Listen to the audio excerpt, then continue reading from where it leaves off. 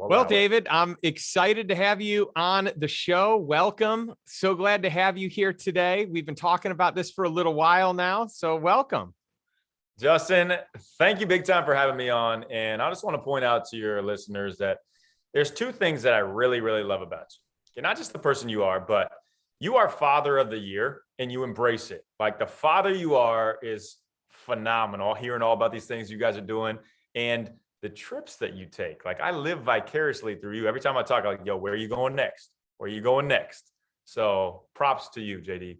Well, thank you. I appreciate the kind words. And, it's interesting because I could echo the same words over to you. Obviously, not on the fatherhood side because you're not quite there yet. I know this is something for the future, but there's so much cool stuff you do. I mean, you're speaking all over the world. You've got a cool travel calendar.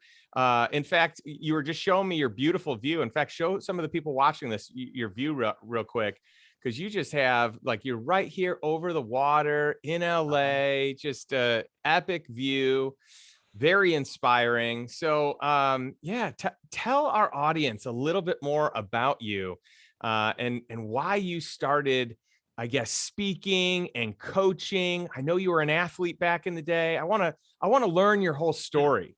Totally. All right. So I grew up in the middle of nowhere cornfields of Iowa. And all I wanted to do was play in the NBA. Literally, like that was it. Now, my parents probably should have said play golf or tennis, something, because I wasn't very athletic and my vertical leap's about 2 and probably -2 now. But I was just so passionate and stuck in playing in the NBA. And I poured everything I could to do so.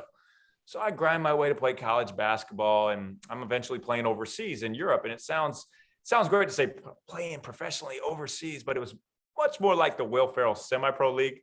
Have you seen that movie? Oh, yeah. Than it was actual basketball. Like these guys were more concerned about where the party was going to be out after the game than they were preparing for the game. And here I am, man, I'm doing these 2-a-days, like extra work, film study, total optimization. I'm pouring into myself and I'm playing in the second division, Spain, in the Basque region where they don't even speak Spanish up there, by the way. And I get cut from the team. So I'm still thinking here, Justin, that I'm playing in the NBA. But I'm the furthest you can be from it. All my hopes, goals, dreams, everything I poured into my life turned upside down. Basically, my face rubbed in the dirt. So I'm sent back home and I'm living on my parents' recliner chair. They live in a small town outside of Kansas City now and feeling bad for myself, licking my wounds. And my mom would always say these inspirational, motivational quotes. And usually it was like, whatever, mom, in one ear, out the other ear. I'm not listening to that. But she said this one that really stuck with me, and I remember it vividly. I was kicked back in the chair. She was doing dishes. She said, David, when one door closes, 4 open in an entire beachfront patio overlooking the ocean. I was like, whoa, hold up. I thought it was just one door. Where's this 4 doors in this beachfront? I need to know more about this. And it clicked. What she was telling me that everything in my life wasn't for waste. Everything that had poured into playing in the NBA was actually for me to teach and coach players that had more God-given gifts and ability and athleticism and 7-foot height to get to the NBA. So I made that decision right there then that day that I was going to coach in the NBA. But I didn't have any connections. I didn't have any way in. So I hand wrote a letter to every NBA GM. Wrote it out, wrote something that I loved about their organization. If I can serve them in any way, I would love to do so. Nothing came back for an entire month. Then I got a phone call from the Los Angeles Clippers GM, Gary Sachs.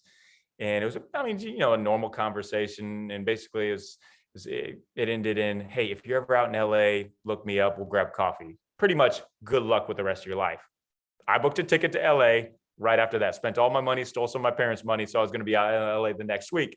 Now, I pretended that I was going to do a basketball camp out there, so I didn't seem desperate, So I'm out there, I prepare for this meeting, and we have a great meeting. We hit it off and just like really, really awesome meeting, substance to it. And every single NBA connection has stemmed from Gary Sachs. I ended up living with him when I moved to LA for 6 months. He was in my wedding. Like he's one of my best friends. Everything came from there. But I say that too as, yes, make these connections, take chances. Like the worst that can happen, if I would have wrote all those letters and I got nothing back, I'd be in the same spot.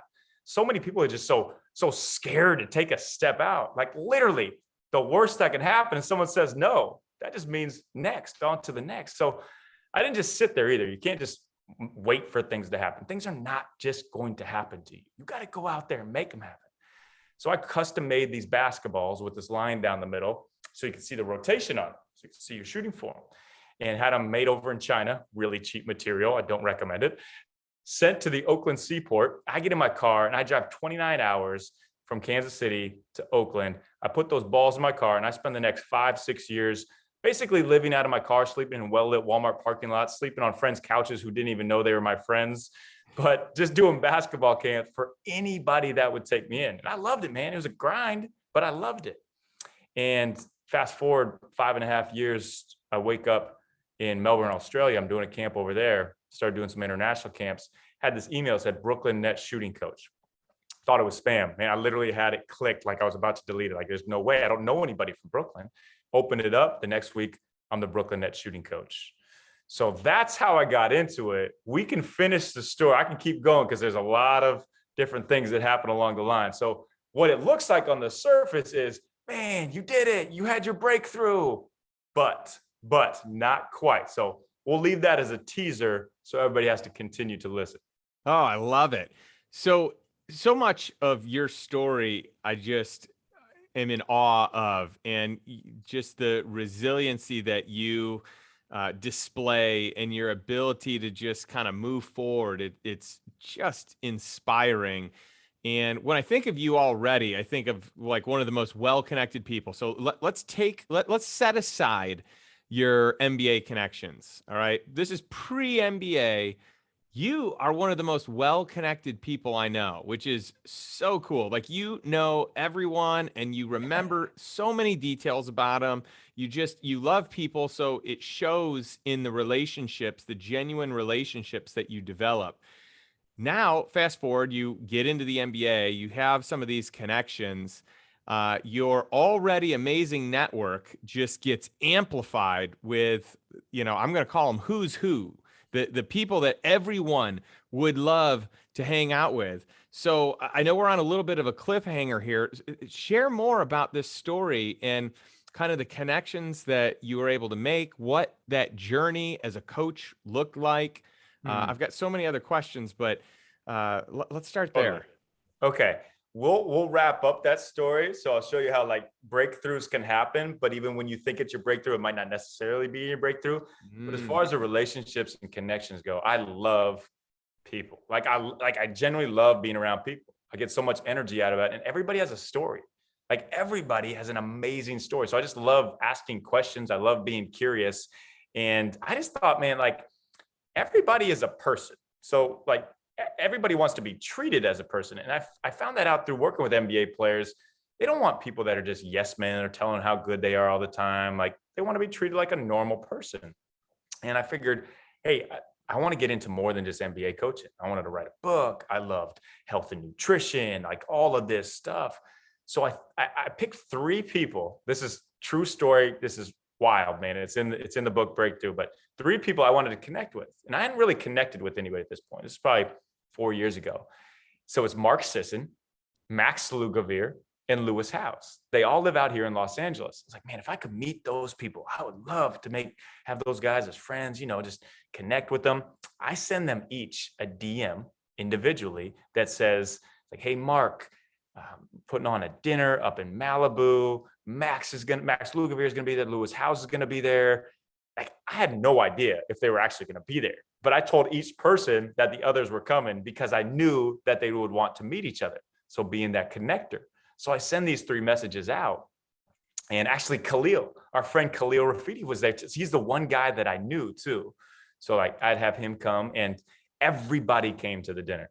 Max, Lewis, Mark, and now they're super good friends because they'll always remember the person that connects together. That's the cultivator of the relationships. And that's the most powerful thing that you can have. And I have a whole thing in the book of a connection calculator, because you don't just connect people that don't make any sense together. Like, I'm not going to connect you to some random stranger on the street that says, man, I love Justin Donald's book. I would love to connect with him. And then I just put you guys into a text thread together. That's one of my pet peeves. Like, make sure the other person wants you to connect with them, because we don't have enough time for that. So anyways, back to the story, taking that shot, of sending these messages. It's what I call it too, the golden 15. Like, think of the people that you would love to have in your life. Who can you learn from? Who would you love to be around?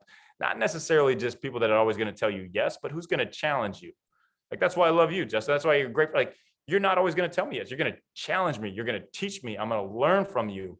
You're driven. Like, what type of people we are, as we've all heard, the cliche for a reason, with the sum of the 5 people we're closest to. So it's picking the people you want to be around, and then just taking a shot, sending them messages. And here's a hint, a trick for everybody out there. This is also how I met one of my very good friends now, Ed Milet. You send them a DM on Instagram. Everybody checks their DMs at some point. Even if they say they don't, they do.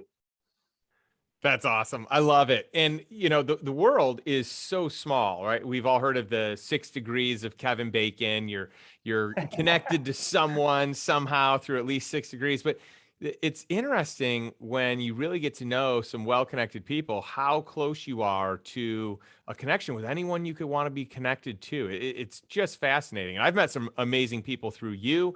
I've got some other great connectors in my network. You can always tell a great connector because when they come into your city, like you did, you flew into Austin and you had this network of people that you're friends with and you brought them all together in Austin. And so we've done a couple of really fun meetups with just some sharp people, some incredible entrepreneurs and investors and just business professionals. And I'm always just so blown away when someone can just roll into another city and know so many people and have so many good connections that you can, you know, kind of orchestrate a magical event as you've done on several occasions. Thanks, man. But to that credit too, like almost all of them moved from LA. I feel like all my friends from LA were like, hey, let's go to Austin. And I'd be there with you too, but you saw this view. My wife's an actor, so I'll stay put and just come visit. But isn't it cool though, like to be around people that are just doing great things, that are so just motivated and driven to make change in the world for other people, and that aren't afraid to take a shot. I love being around people. I'll say, you know what? I'm producing a show, and I am producing a show. I'm gonna have a show that comes out. It's like an Anthony Bourdain style show. And then people like you, those guys in Austin, like, all right, go do it. Cool, man, go do it. Other places, it's like the whole crab in a barrel. Like, nah, you can't do that. You go back to your hometown, or if I went back to Iowa or Kansas City, like, oh, I thought this was David, the little basketball player. Nah, like we grow, we change. Like this, I'm really big on his word potential. I think it's a bunch of BS. Potential is this bubble that we either self-create to keep ourselves under, or somebody else places upon us. I'm sure people out there listening, that someone has told them, oh, you can only make $100,000. If you make $100,000, that's your potential. No, it's not. That's your decision. So being around people who just speak life into each other, encourage each other, support each other, challenge each other, like there's nothing greater than that, man. You know, you speak so much truth, and it's interesting. I was just speaking at Cody Sanchez's Contrarian Thinking conference last week, and I met this young guy who's just 24 years old, all right, and just in an attempt not to, you know, kind of bring his name into the limelight, in order to, you know, have some anonymity here. This is a young guy who is very impressive. He's making multiple millions of dollars per year, multiple. He made more money last month than my parents have, you know, been able to make over a course of maybe 30, 40 years. So it's just incredible what people's potential really is. And to cap anyone's potential, whether you're doing it yourself or you're allowing other people to oppress you with their views, is it's a shame. So I love what you're doing. So your first book, called Pivot and Go, was a great book. I love the green title. It's very catchy. It's very trendy with today's colors and everything. So Whoever you have doing your stuff is awesome. Maybe it's you. Maybe you've got someone smarter behind the scenes doing it. I don't know. Yes. I'm really excited about your new book, Breakthrough, and you've mentioned a few things about it. But one of the things that I'd love to talk about is the breakthrough formula. So Mm. tell us a little bit about the book, but also tell our audience about the formula. Yeah, totally, man. Great setup there too. So yeah, I mean, books are all about standing out. So if you see a big green book, then you're going to pick it up. It doesn't matter if it's any good or not. Like, hey, 80% of people don't even read the books they buy. So I don't care if you read the book, just buy it. No, I'm just kidding. So the breakthrough formula, and this is something I've developed over years and years of working with NBA players, coaches, high performance type of people. And I've always thought, like, man, like breakthrough is an interesting word too. It's kind of one of those abstract words. You don't really know how to grasp it, how to feel it per se. But it's something like, man, I wish I could have another one of those, these happy little accidents, these, just flashes of luck. Like, how do I recreate that? Good news. There's a formula. So the formula goes like this, and I'm going to break down each point in the formula so it makes sense. The formula, first step is confidence. Okay, confidence plus cooperation plus service plus purpose. Now, I know when you're listening, you're probably thinking, oh, here we go. Some of these words, oh, confidence. Yeah, I know what that cooperation, service. No, they mean something completely different, which is cool that you spoke at that conference, because I'm all about shifting perspectives, changing mindsets of what actual words mean. So confidence is not about your resume. It's not about your stats. It's not about the bottom line. Anything results-based, identity-based is not where you're going to gain confidence. You can spark it, but true confidence is about your self-awareness, understanding who you are at the core and what you stand for more than just results. And it's like anytime you meet somebody, it's funny because, like, especially out here in LA, they're like, oh, what do you do? Yeah, what do you do? What do you do? But when's the last time that someone said, hey, who are you? Who are you? That's where you're going to find your true joy, your self-awareness, confidence. And you can't build anything else until you start there. I know Simon Sinek says start with why. No, I say start with who. So the who is the confidence. Once you know your who, okay, you got your who, then you're going to add cooperation. You can't do anything alone. You just can't. You'll never reach to the heights you want to alone, and it's not even fun doing it that way. So cooperation is building your team around you.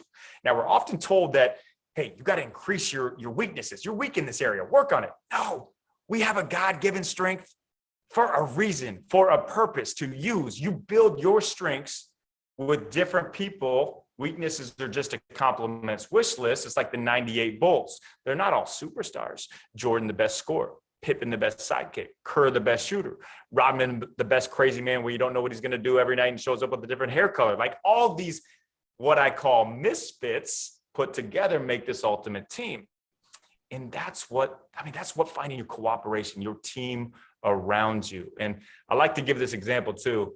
This place in New York City, it's called Katz Deli. And if you've been there, you know what I'm talking about. They have this Reuben sandwich that's world renowned. It is amazing. But the ingredients here, okay, rye bread, gross.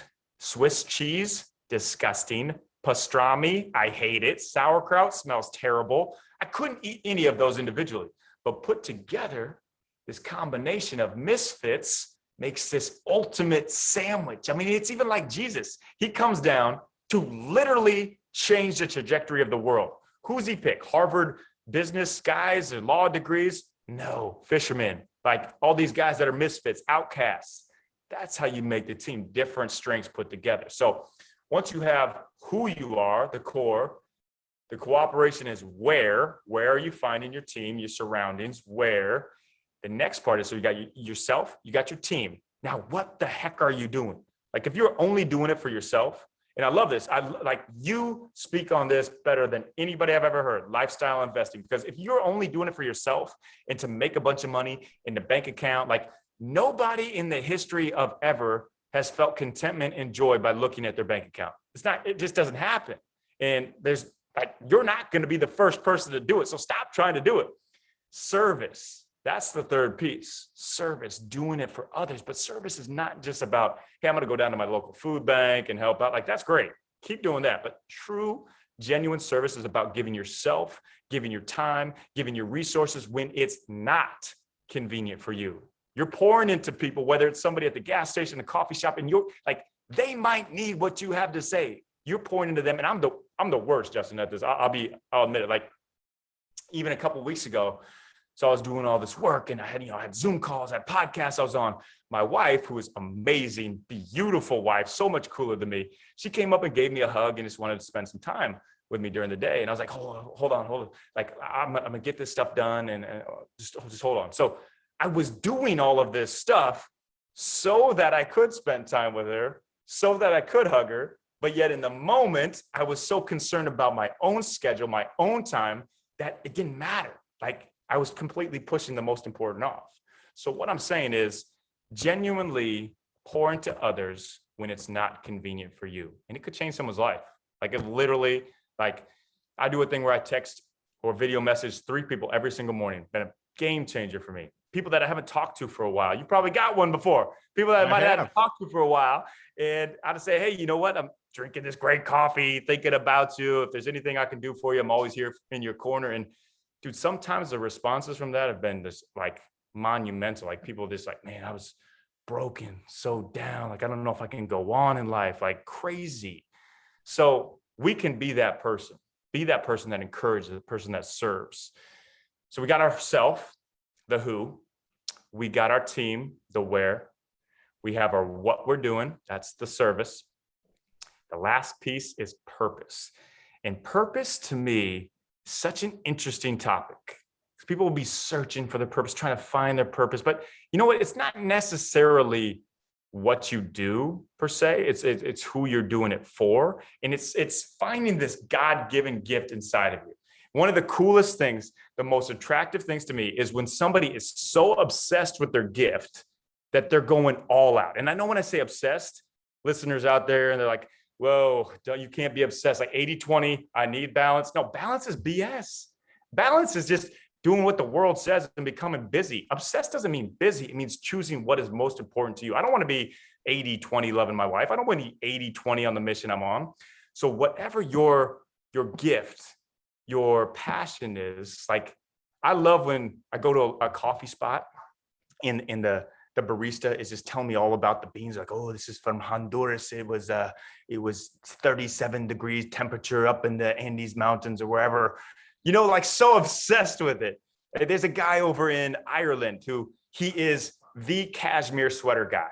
He's just chilling out in the hills deep in Ireland, just making the best cashmere sweater from the wool. Like, I love when people just pour into the passion. I think it's the greatest gratitude that you can give to God too. Because think about it. If he gives you this gift and you're like, yo, God, no, I'm not doing it. I'm scared what other people think. I cannot step out of here. Like, that's a slap in his face. And he gives you this gift, use it, go do it. So that is purpose. And when you put those 4 together, when you put the self-awareness, confidence, the cooperation, the who, the where, the service with the what, and the why, the purpose, then you're living in the breakthrough mode. Like, I'm not saying your breakthrough is going to come tomorrow, next week, in a year, but you're giving it the opportunity to. You're preparing for that opportunity to come. But if you don't, it's not going to happen. So that's the formula. And I can show you how, like, okay, once you're living in it, you think you got it. It might not be when you think, but talking a lot there. So I'll let you jump in. Well, it's beautiful because the center of it all, it's about, using your God-given gifts as a service to other people and really being focused on where you can add value to the world. And, it's interesting. So earlier today, I was talking to one of my friends. One of my friends just had a 9-figure exit, and just incredible, right? I mean, you would think that you'd be on cloud 9. And in fact, there's a podcast episode coming out with another guest that also had a similar experience with a 9-figure exit. And the theme here is, you always think it's going to feel cooler than it really does. You always, like, we glamorize these things so much to be like, oh, this is the greatest thing in the world. But then when you experience it, it's like, wait a minute, that wasn't what I thought it was going to be. I got some more digits in my bank account. What's next? Nothing changes. And in many cases, it just magnifies who you are. If you were lonely before, you're lonelier now. If you were, so like, that is such a great point of like, don't do things for the money, do them for the passion, for the joy. Obviously, there's a component of like, hey, I've got to have enough money to survive. And I think that we're all working towards, how do I create a better lifestyle? How do I create more passive income? How do I create more time to spend it the way that I want to spend it? Hence the reason for my brand, the Lifestyle Investor. But keep talking to people that had these monster exits, and you will see the theme is they all thought it would feel cooler, better, different. They thought the money would, and by the way, this is life-changing money, but you will hear that it didn't serve them the way they thought it would. And in many cases, it served them much worse. Like, it actually created more problems than what they originally had. And so I just think that's important, as a lot of people often do things for money, more money, that if you can have your North Star be focused on really the impact that you can have, even if it's just on the one or two or three people closest to you, that I think you're going to experience more fulfillment in whatever it is that you're creating. Oh, hey, that was gold. So I'm going to do this for the first time ever on a podcast. Get this. I'm going to quote the one, the only, Notorious B.I.G. More money, more problems. Come on, drop that beat. Nah, I got no swag like that, but I love what you said, Jess. I love it. Magnifies. If you don't have your North Star of influence, of actually like genuine influence, that's why I love you. Like, you can tell the people around that are like actually genuine. Some people will put on a front in our space, and we know them, that are just trying to make that money, and they're miserable. They're miserable, man. But yeah, I wanted to talk real quick on, so bringing this all full circle. So hopefully you guys are just sitting on the edge of your seat, tension about, what happened in Brooklyn? All right, so breakthrough, 28 years old, this hot, up and coming, young shooting coach. We go from 28th in 3-point percentage to second. Like, awesome. I'm getting all this news, this media coming around. I'm feeling so good about myself. The GM said, we're going to have a 3-year deal. Like, you're locked in. I had made it, man. Well, new head coach comes in at the end of the year. Boom, door shut, everybody fired. So once again, the door is slammed in my face when I thought I was in. But what that philosopher, my mom, said, when one door closes, 4 open in an entire beachfront patio overlooking the ocean, is so true, man. Like, I am now, as you saw, living on the ocean. If I was still in Brooklyn, I would have never met my amazing wife. I wouldn't be able to work with NBA players individually. I wouldn't have been able to write books, go all over and speak, have more of an impact. So sometimes what you think is your breakthrough, it's just leading you to the next. It's always like you're walking. Imagine yourself walking down a hall. You go in one door, you learn from that door. Okay, what's in here? All right, you're back down the hall. It's just continuing to lead. And I don't even know where I'm going to be going. Like, I'm going to produce a show. We're going to have some, like, down that alley. Like, it's just going to keep going. But the fun of it is just continuing to pour into what you love, and knowing that you're doing it for a greater purpose than yourself. And if you've got those two things, passion plus purpose, you are on mission. Yeah, you think about the wisdom in Garth Brooks' song Unanswered Prayers, and I can think of so many times where, man, I just wanted this one thing to happen, and if this just happened, everything would be great, everything would work out. But it's so funny in retrospect when you look back and you're like, gosh, that would have been the worst situation, or what a shallow thing that I wanted, or whatever it might be. And how not having that work out ended up being the greatest thing that ever happened to you, the greatest gift. So what in a certain period of time in your life is like the biggest curse ends up being the greatest gift. And that simple mindset shift or reframe can solve a lot of the problems that people experience on a daily basis, because the situation is the same. The only thing that changed is the way that you looked at it, the mindset that you have around it. And I think you do a lot of great work with that, with people, with, NBA stars to just your average everyday people that are, showing up to work and doing a 9 to 5. Man, hey, who would have thought we were going to quote Notorious B.I.G. and Garth Brooks? We got to get them on a track together. No, but I have to throw it back to you because your book literally changed my life and my view on finances, my relationship with money. And there's a few people out there, like John Ruhlin, our friend John Ruhlin, changed my life on how important gift giving is and what it actually means. So yeah, thank you for the compliments, but I mean, like, it's all about showing people something a little bit different because we're all taught certain things, and we know if we watch the media, if we just listen, if we we're going to be told probably the wrong thing. Because if you look at anything in life, it usually is, well, actually, like, let me think deeper on this. It's the complete opposite. So in the finance world, in the lifestyle world, in the giving people there's really almost nothing better than knowing I don't have to worry about finances. In the way that you show that, dude, it's unbelievable.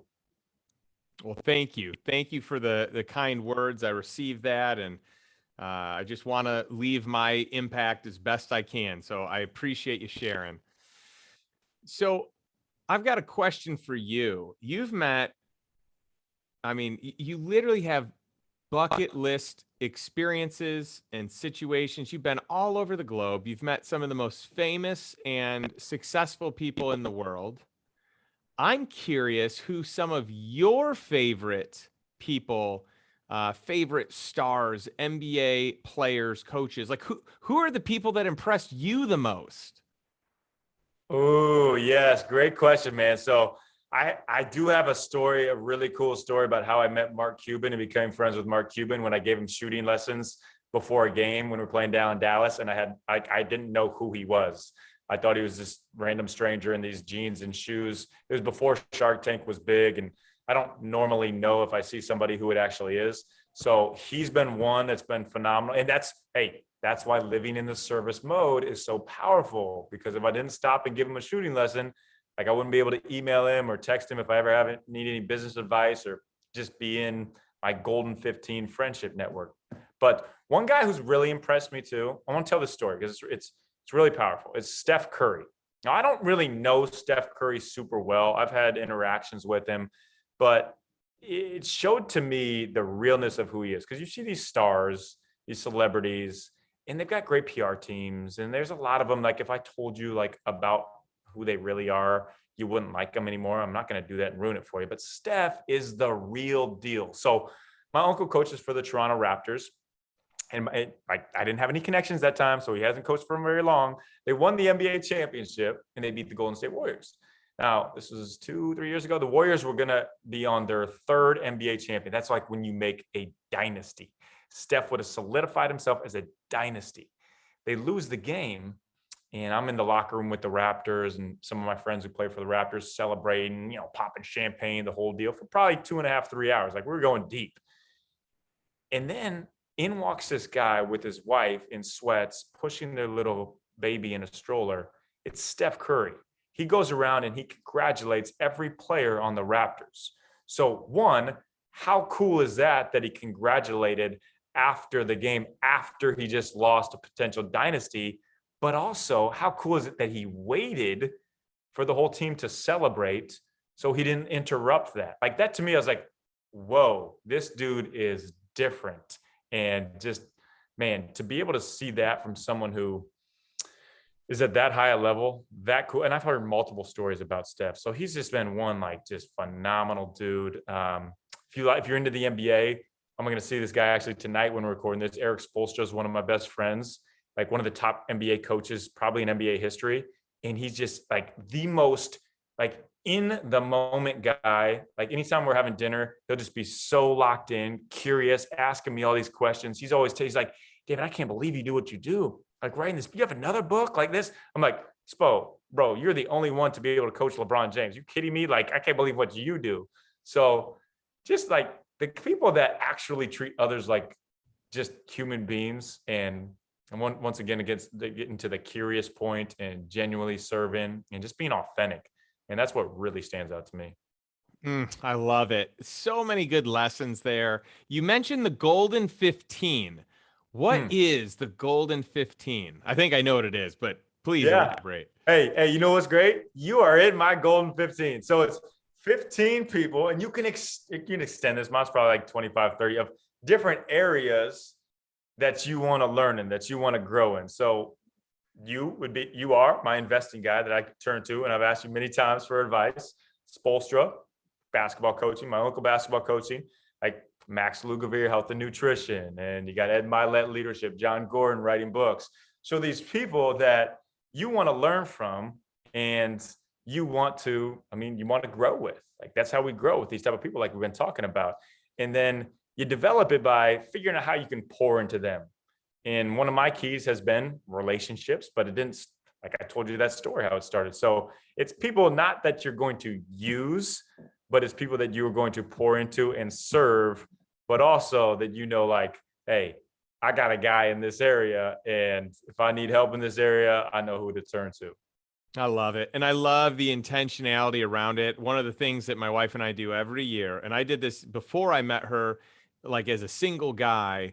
And then once meeting her, I wanted to really like integrate our lives. And so we do this. We map out who are the most important people that we want to make sure we're getting time with, that Yeah. we're not going to let chance dictate whether we see them or not. We're going to schedule trips. We got our couples that we hang with. We got Mm. people that maybe I'm closer with one-on-one than the our spouses might be.